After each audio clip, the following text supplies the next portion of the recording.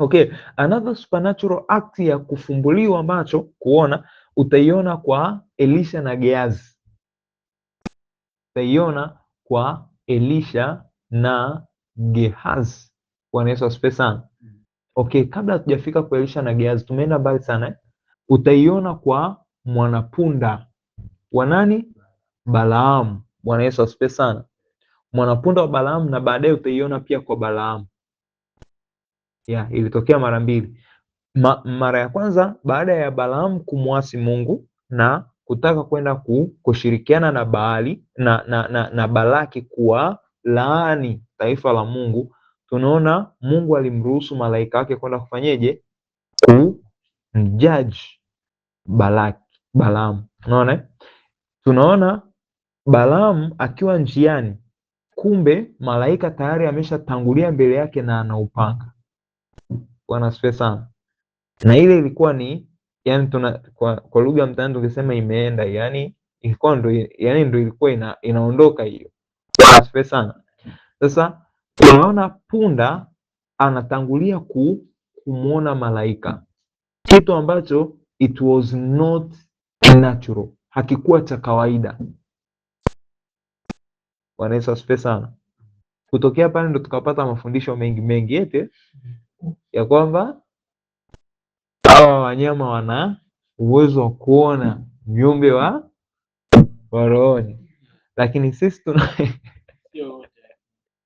si unaona, mwingine hapa anatuambia sio wote, kuna baadhi ambao wanaona. Okay, sisi hatuyafahamu hayo sawa, ingawa mimi ninachofahamu ni kwamba viumbe wa rohoni wanaweza waka bring sense, yani uwepo wa kiumbe cha rohoni unaweza unaweza mtu anaweza akausense au mnyama anaweza akausense. Sawa?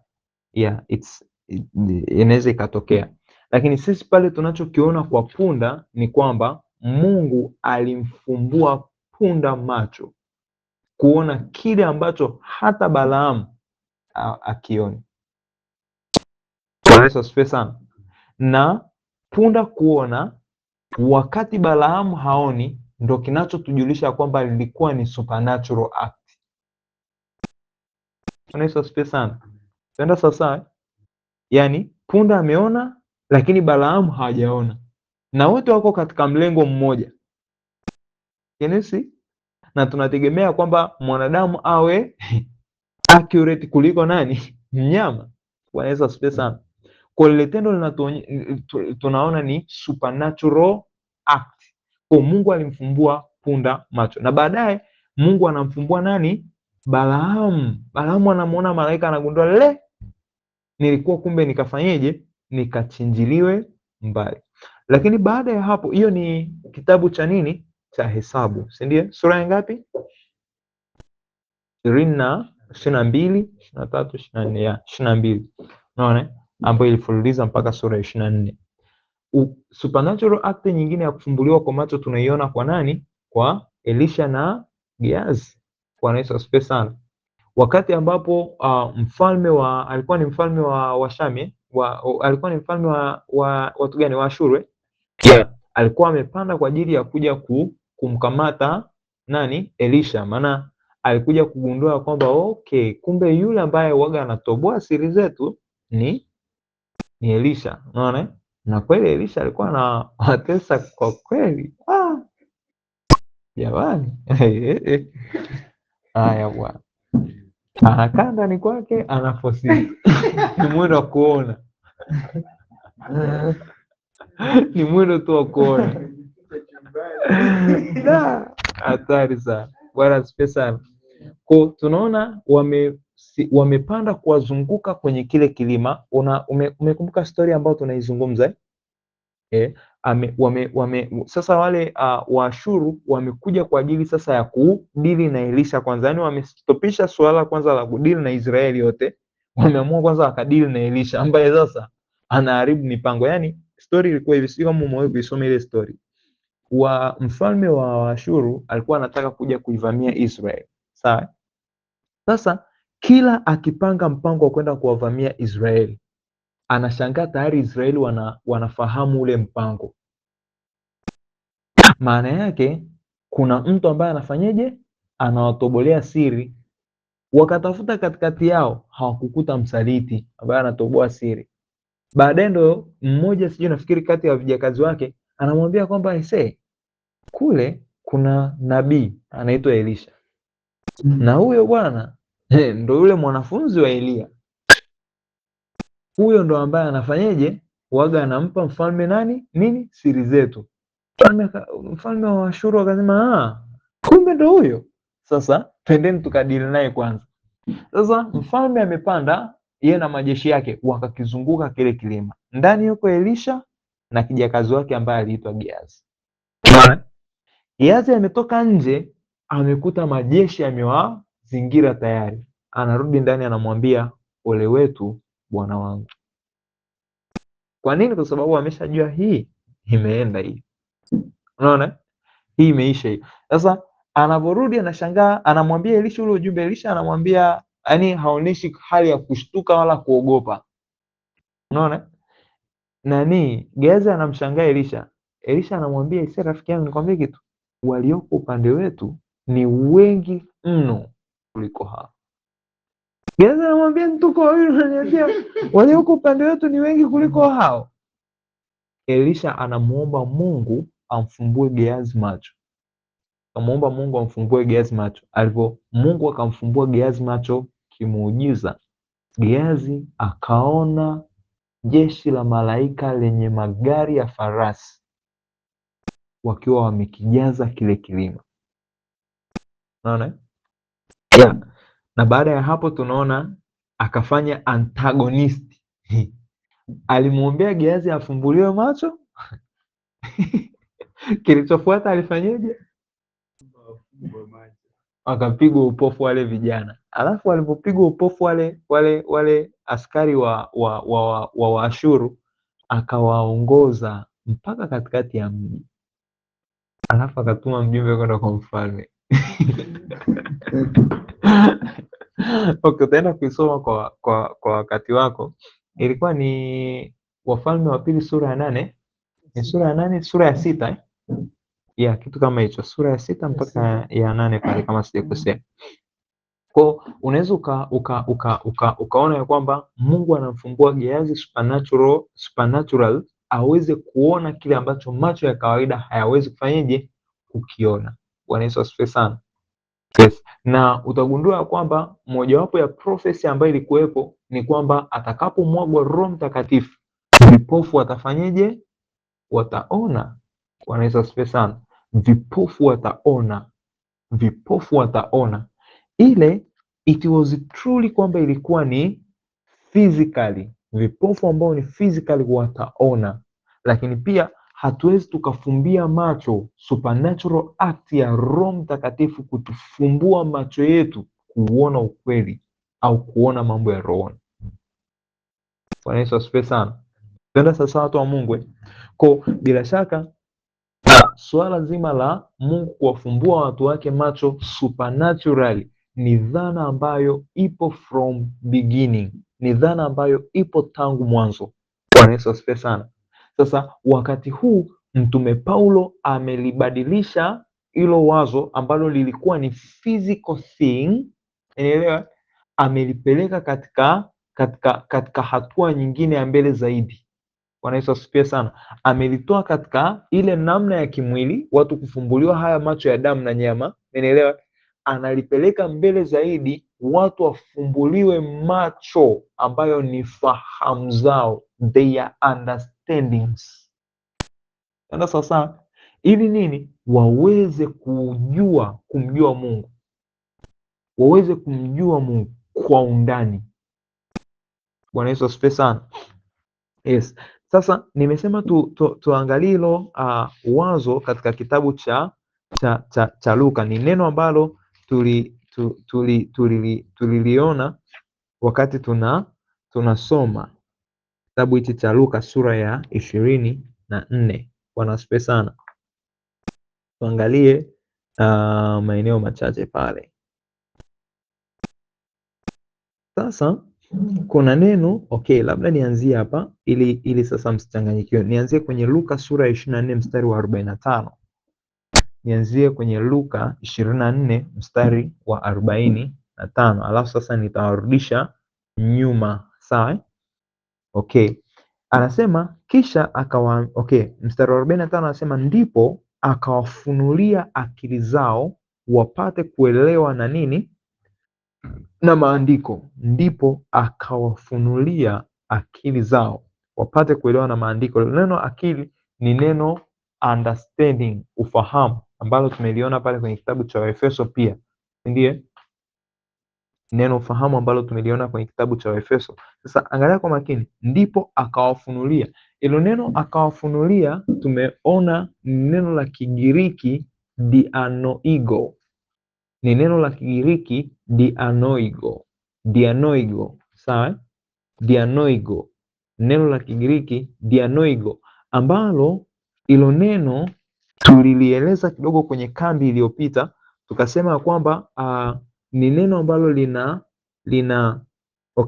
literally kwa moja linamaanisha to open thoroughly, kufungua kwa ufasaha, kufungua au kuweka wazi kwa ufasaha.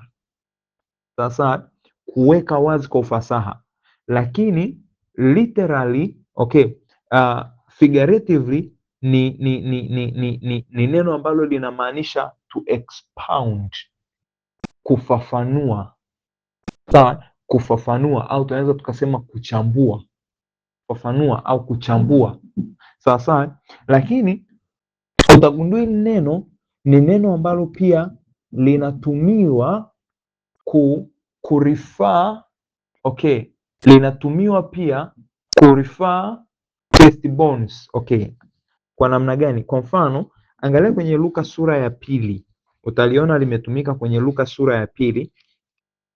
Angalia kwenye Luka sura ya 2, angalia ule mstari wa 20 na angalia ule mstari wa 22 na 23, labda nitumie mstari wa 22 na 23. Kisha zilipotimia siku za kutakasika kwao, kama ilivyo torati ya Musa, walikwenda naye hata Yerusalemu wamweke kwa Bwana. Mstari wa 23, kama ilivyoandikwa katika sheria ya Bwana. Imeandikwaje? Kila mtoto mwanamume aliyekifungua mimba ya mamaye na aitwe mtakatifu kwa Bwana. Mmeona hilo neno? Mmeona hilo neno kifungua mimba? Hilo neno kifungua mimba ni neno dianoigo, ni neno dianoigo ambalo ndo neno tunaloliona mwinjilisti Luka anakuja kulitumia kwenye mstari wa 45, kufungua akili. Unaona maana yake ukikorelate sasa na huko anavyotumia kifungua mimba, si ndiye? Maana yake ni something ambacho ndo kina happen for the first time, ndo kitu ambacho kinatokea kwa mara ya kwanza. Sasa ndo kitu ambacho kinatokea kwa mara ya kwanza. Kwa sasa kwenye huu mstari wa 45 maana yake ni nini?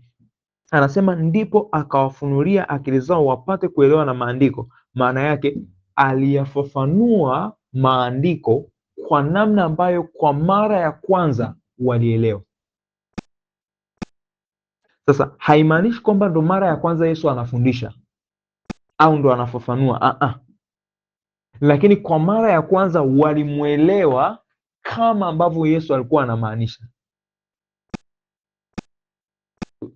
Tunakumbuka, mnanielewa? Kwenye kambi tulisoma ya kwamba mara kadha wa kadha aliwafundisha tena kwa uwazi ya kwamba imempasa kupata mateso, kufa na siku ya tatu kufufuka. Lakini hapa mwinjilisti Luka anatumia neno dianoigo. Kule nyuma alikuwa anatuambia hawakuelewa, hawakuuliza, lakini hapa anatuambia kwamba anatumia neno dianoigo. Maana yake for the first time wamemsikia Bwana Yesu akieleza maandiko, wakaelewa au yakapenetrate, yakaingia katika ufahamu wao. Kuna mtu atakuwa amenielewa matumizi ya hilo neno dianoigo kwenye mstari wa 45, si ndiye? Mmenielewa hayo matumizi? Utagundua limetumika kwenye mstari wa 31. Tusome mstari wa 31. Mstari wa 31 anasema yakafumbuliwa macho yao wakamtambua, kisha akatoweka mbele yao. Hapo ni baada ya kuumega mkate. Sawa sawa. Yakafumbuliwa macho yao wakamtambua. Ilo neno dianoigo hapo limetumika tena kufumbua, for the first time. Unaelewa? Haya, ukiangalia kwenye mstari wa 32 limetumika tena. 32 anasema wakaambiana, je, mioyo yetu haikuwaka ndani yetu hapo alipokuwa akisema nasi njiani na kutufunulia maandiko? Ilo neno kutufunulia ni neno dianoigo. Bwana Yesu asifiwe sana. Sasa hapa wao wametumia neno akitufunulia maandiko, si haimaanishi hii ya kufanya hivi. Unaelewa? Haimaanishi ya kufungua nini hivi. Anavyosema akitufunulia maandiko, wanaelezea kitendo ambacho Yesu alikuwa anakifanya alipokuwa nao, kuelezea. Mmenipata? Kuelezea. Kwa Yesu alikuwa alivyokuwa nao njiani, alikuwa anawafafanulia maandiko, si ndio? Alikuwa anawaelezea maandiko, lakini wao wanavyokuja kulizungumza sasa, wanasema kwamba mioyo yetu haikutuwaka wakati alipokuwa akitufunulia maandiko. Elewa?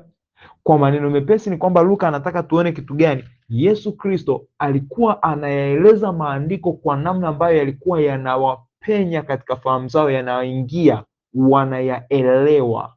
Tenda sasa. Hilo neno utagundua limetumika pia kwenye kitabu cha Matendo ya Mitume mara 2. Hilo neno dianoigo utagundua limetumika pia kwenye kitabu cha Mitume mara 2. Hii jamani inaitwa concordance. Sawa? Hii inaitwa nini? Concordance. Tunaliangalia hilo neno na ambapo limetumika kwenye maeneo tofauti tofauti, ndio? Tumeona kwenye sura ya 2 ya kitabu cha Luka limetumika kuelezea kifungua mimba Yesu, ndio? Tumeona kwenye sura ya 24 mstari wa 31 limetumika kuonesha namna ambavyo kwa mara ya kwanza walimtambua kuwa ni Yesu, ndio? Macho yao yalipofumbuliwa.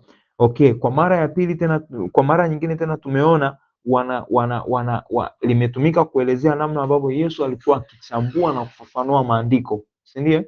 Lakini pia tunakuja tena kulikuta kwenye kitabu cha Luka.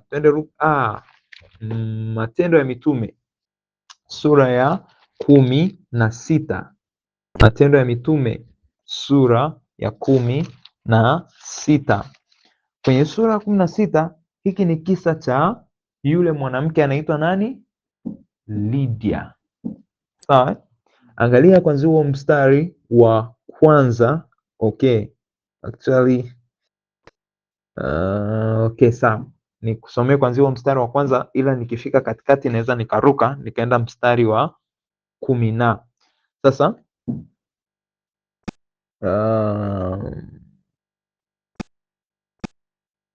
okay, actually twende tuanzie ule mstari wa 11. Tuanzie mstari wa 11. Matendo ya Mitume sura ya 16, tuanzie mstari wa 11. Anasema basi tukang'oa nanga tukang'oa.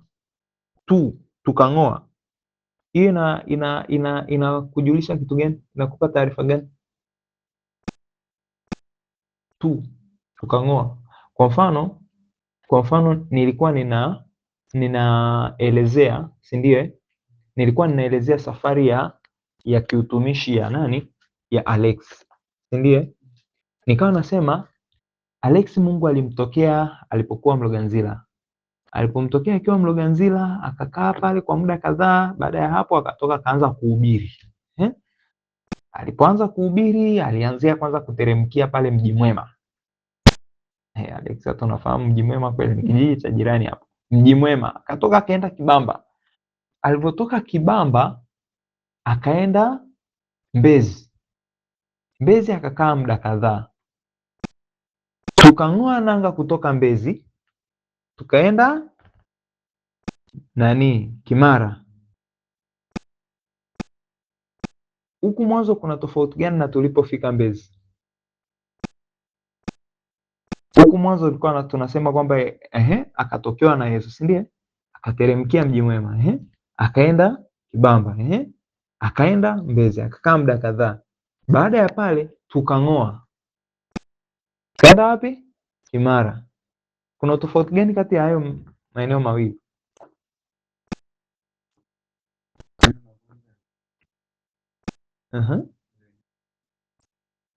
Mimi msimuliaji niko na Alex. Unaona? Sawa. Ndio knowledge nilitaka muipate. Tukija kukichambua hichi kitabu tutaona, si ndiye? Maana yake hapa msimulizi au mwandishi wa kitabu cha Matendo yuko pamoja na mtume, si ndiye? Tutakuja kuziona hizo zaidi. Kwa basi tukang'oa nanga, maana yake sisi pamoja na Paulo tukang'oa nanga kutoka Troa tukafika Samosate kwa tanga moja. Tanga moja hilo sasa. Baadaye nani atatuambia tanga moja ni nini. Na siku ya pili tukafika Neapoli na kutoka hapo tukafika wapi? Filipi, mji wa nini? Makedonia, mji ulio mkuu katika jimbo lile, mahali walipohamia Warumi. Tukawa katika mji huu tukikaa siku kadha wa kadha. Mstari wa 13, hata siku ya Sabato tukatoka nje ya lango tukaenda kando ya mto, ambapo tukadhani ya kuwa pana mahali pa kusali, tukaketi tukasema na wanawake waliokutana pale. Kwa nini kando ya mto? Kwa nini walitoka wakaenda kando ya mto akidhani kwamba kuna mahali pa kusali? Why? Kachemsha ubongo kidogo. Wanaitaga chemsha bongo eti? Tuchemshe ubongo kidogo. Kwa nini wakaenda ng'ambo ya mto wakidhani kwamba kuna mahali pa kusali? Maana yake hawakuwa na ufahamu wa moja kwa moja kwamba hawa ndugu wanakusanyikiaga wapi, si ndiye? Lakini walichakata akili zao wakashauriana kwamba twendeni ng'ambo ya mto, labda tukaangalia labda wanasalia ng'ambo ya mto. Kwa nini waliamua kwenda ng'ambo ya mto? Why? Alex, unaweza kujaribu? Why?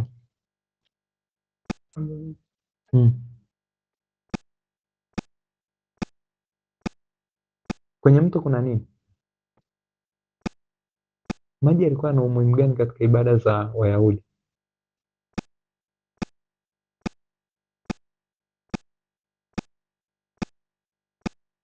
Hadi bado hamjapata majibu. Ibada za Wayahudi zilikuwa zinahusisha masuala ya utakaso. Yaani huwezi ukaingia ibadani kabla hujafanyaje? Hujatawadha. Ndiyo. Sasa Wayahudi wengi walikuwa wanapendelea kwenda kusalia kando ya mto kwa sababu ya kufacilitate shughuli zao za utakaso. Mmepata logic behind Kwa hawa jamaa wameangalia kwa haraka haraka, hamna sinagogi. Moja kwa moja maana yake yani wakatambua tu kwamba hawa Wayahudi hapa hivyo watakuwa wanasalia wapi? Twendeni ng'ambo ya mto. Unaona? Yamkini watakuwa wanasalia ng'ambo ya mto. Kwa wakaenda ng'ambo ya mto wakidhani kwamba kuna mahali pa kusali, wakaketi tukasema na wanawake waliokutana pale. Maana ni kweli walikutana na watu pale. Unaona? Mstari wa 14, mwanamke mmoja jina lake nani? Lydia, mwenye kuuza rangi ya nini? Zambarau, mwenyeji wa Thiatira, mcha Mungu, akatusikiliza, ambaye moyo wake ulifanyeje? Ulifunguliwa na Bwana ayatunze maneno aliyonenwa na Paulo. Ambaye moyo wake ulifunguliwa na Bwana. Ambaye moyo wake ulifunguliwa na Bwana. Sasa mwandishi ni yule yule tunayemsoma, si ndiye? Kwa ule ufahamu tuliotoka nao kwenye kitabu cha Luka, maana yake anavyokuja kusema kwamba moyo wa Lydia ulifunguliwa na Bwana, bila shaka Luka atakuwa anamaanisha kitu gani?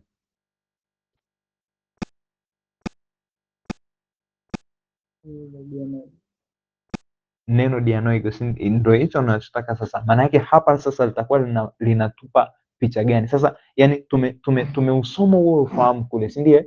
Tumeelewa kwamba neno dianoigo mwinjili Luka amelitumia kwa sababu tunaona matumizi yake rasmi hayakuwa yanamaanisha kuna nini. kueleza au kufafanua. Hayo sio matumizi yake rasmi, ila tunaona Luka yeye amelikopa hilo neno kutumia na akalitumia, si ndiye? Na amelitumia wapi? Maeneo ambayo yanahusisha watu kusikiliza mafafanuzi na kuelewa for the first time. Umeona? Sasa tunavyokuja kuisoma hapa tunakutana nao kwenye 14 ambaye moyo wake ulifunguliwa. Hilo neno ulifunguliwa ni neno dianoigo. Tunaweza tukapata picha gani?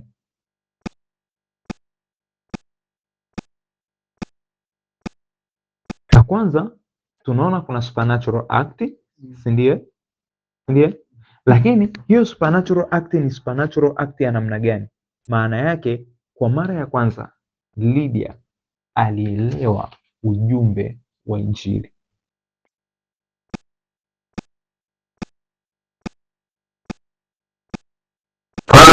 Kwa nini? Kwa sababu tumeona hilo neno kufungua ni neno dianoigo. Ndiye dianoigo. Jamani, hatujui kwa sababu ni neno, yani hatujui ni neno dianoigo kwa sababu tu pameandikwa kufungua. Tunayo concordance, sawa? Ni concordance ndio inayotuongoza. So kila mahali kwenye Biblia ukutana na neno kufungua dianoigo. Nenda sawa sawa. Sio kila mahali. Kwa hapa tunaona Paulo amekutana na kina Lydia, amekutana na wanawake, si ndiye? Mmoja wao alikuwa anaitwa Lydia. Unielewa? Wakati anafundisha habari njema za ufalme wa Mungu, tunaona Lydia anakuwa cited among them. Anatajwa kati yao kwamba Bwana alifungua moyo wake. Bwana alifungua moyo wake. Maana yake mafundisho ya maana yake Lydia aliyaelewa mafafanuzi au mafundisho ya Mtume Paulo kwa habari za Kristo for the first time. Sasa na anavyosema ulifunguliwa na Bwana, bila shaka sasa hapo tutafahamu ni role ya nani inatajwa? Holy Spirit. Can you see? Ni role ya Holy Spirit. Unaona? Kwa ayatunze maneno yaliyonenwa na Paulo hata alipokwisha kubatizwa yeye na nyumba yake, akatusia akisema, kama mmeniona kuwa mwaminifu kwa Bwana, ingieni nyumbani mwangu mkakae. Akatushurutisha. Bwana asifiwe sana. Mahali pengine utaliona limetumika kwenye sura ya 17, sawa? Sura ya 17, angalia kwanza ule mstari wa kwanza, anasema wakiisha kupita kati ya Amphipoli na Apolonia wakafika Thesalonike, ambapo palikuwa na sinagogi la Wayahudi, na Paulo kama ilivyokuwa desturi yake akaingia mle walimo, akahojiana nao kwa maneno ya maandiko sabato ngapi? 3, akiyafunua na kuwaeleza ya kwamba ilimpasa Kristo kuteswa na kufuka katika wafu, na ya kwamba Yesu huyu ninayewapasha ninyi habari zake ndiye Kristo. Naona mstari wa 3 unavyoanza, akiyafunua. Mara ya kwanza nilivyokuaga ninasoma hapa, nilikuaga nafikiri ni hii akti ya anawafunulia maandiko bwana. Lakini hilo neno ni neno ambalo mwinjili Luka analitumia kuelezea akti ya mafafanuzi ya kina. Ni neno ambalo mwinjilisti Luka analitumia kuelezea nini? Mafafanuzi ya kina. Bwana asifiwe sana. Kwa hiyo hapo tena tunaona mafafanuzi ya kina ya Mtume Paulo kwa wale ndugu walioko kule Thesalonike. Bwana Yesu asifiwe sana.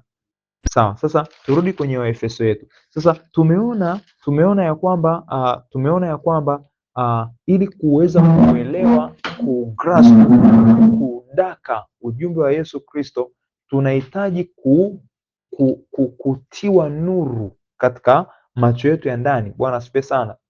Tunahitaji kuyaelewa, lakini si kwa namna ya kawaida, kwa njia ya kuwezeshwa na Roho, supernaturally, by supernatural act. Bwana Yesu asifiwe sana. Kwa hiyo mojawapo ya kitu ambacho tutakuwa nacho kwa mwendelezo kwenye hii kambi kama ombi letu la kudumu, kama ombi letu la nini? La kudumu, ni kwamba Mungu ambaye ni Baba wa Bwana wetu Yesu Kristo atupe roho ya hekima na ufunuo katika kumjua, macho ya mioyo yetu yatiwe nuru. Yesu asifiwe sana. Maana yake always tuwe tunapokea ufunuo wa kile ambacho Mungu amekifanya. Bwana Yesu asifiwe sana. Tunapokutana pamoja na kusoma maandiko, aidha ni kwa njia ya kufundishwa, aidha ni kwa njia ya Bible study, aidha ni kwa njia yoyote ile, Bwana Yesu asifiwe sana, tuweze kupokea uono wa ndani ambao unatupa ufunuo katika kile ambacho Mungu amekisema, Mungu amekifanya. Bwana Yesu asifiwe sana. Tujue tumaini la mwito wake.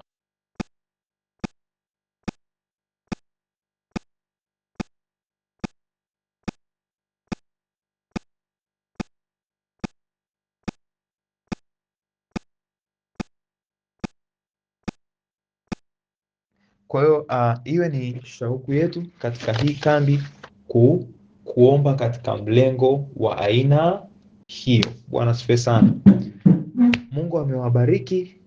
Kuna swali lolote kufikia hapo? Any question? Swali lolote? Hatuna swali, si ndiye? Sawa, kwa hiyo tutakuwa na mwendelezo wa kuomba hilo ombi, na ndo ambalo litatuchukua sehemu kubwa ya muda wetu wa maombi katika hii kambi. Mungu amewabariki. Tuwe na nafasi ya kumshukuru Mungu. Baba, tunakushukuru kwa ajili ya neema ambayo umetupa. Asante kwa kuwa tunafahamu na kutambua ya kwamba kweli ya neno lako hatutaifahamu kwa jitihada za kibinadamu pekee, bali ni kwa uwezesho wa Roho Mtakatifu wako. Neno lako linapofafanuliwa katikati yetu, tunapokuwa darasani, aidha tunapofundishwa ama tunapojadili katika Bible studies, mfalme wa utukufu, tuweze kupokea uono wa ndani ambao katika huo tunapokea ufunuo wa kile ambacho umekitenda na kukifanya katika Kristo Yesu. Ni kiu yetu ya kwamba tuweze kukujua wewe uliye Mungu wa kweli, tuweze kukujua kwa undani, tujue tumaini la mwito wako jinsi lilivyo, tujue utajiri wa urithi wa utukufu wako katika watakatifu jinsi ulivyo, tujue ubora wa ukuu wa uweza wako ndani yetu tuaminio, ule uwezo uliotenda katika Kristo ulipomfufua kutoka kwa wafu na kumketisha mkono wako wa kuume, katika jina la Yesu. Katika kampu hii kwa namna ya kipekee kabisa, kwa namna ya kipekee kabisa, tukaweze kuelewa, tukaweze kufahamu, tukaweze kujua katika jina la Yesu. Utujalie tunapofanya exposition kila mara, tunapofanya exposition kila mara, tunapofanya exposition, tupokee ufunuo, tupokee ufunuo, tupokee ufunuo, tujengwe katika hekima yako, tuimarishwe katika hekima yako, tuthibitishwe katika hekima yako, katika jina la Yesu Kristo. Ninaomba na kupokea kwamba kila anayefika katika kambi hii anajengwa, anapokea hekima, anapokea ufunuo, anaimarishwa, anaimarishwa, anaimarishwa, anaimarishwa. Tunaomba na kupokea kwamba neema yako ni toshelevu kabisa katika kambi hii kwa ajili ya kufanya exposition, mafafanuzi ya kina, mafafanuzi ya kina, mafafanuzi ya kina, mafafanuzi ya kina ambayo atatuleta katika ule utimilifu wa ufahamu wa Kristo Yesu, katika jina la Yesu Kristo.